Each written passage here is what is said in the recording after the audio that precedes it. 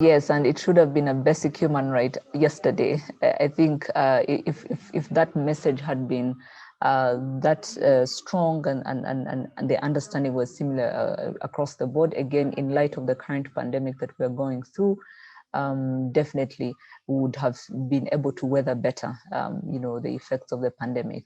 Now, when we talk about internet as a fundamental right, we're talking about a right to connect, a right to access services, a right to have equal opportunities and access opportunities, a right to information.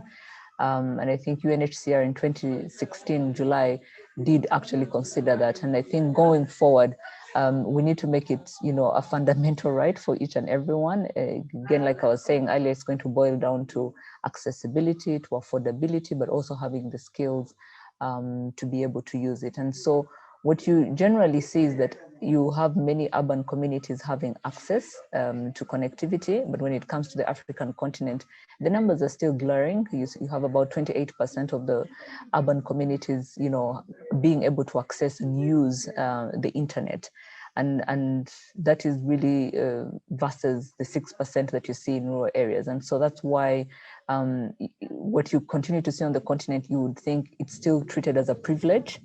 Internet, having access and being able to use internet seems like a privilege, but I think with everything that has been happening over the past year or so, it's definitely going to be a fundamental right, one that governments mobilize themselves together with the civil society, development partners, communities to understand, to ensure that it can be afforded everyone.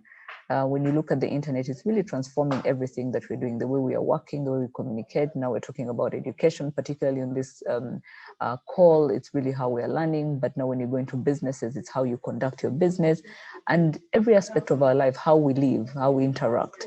And so this right to internet access is also tied to the right to freedom of expression, right to having quality education, quality healthcare.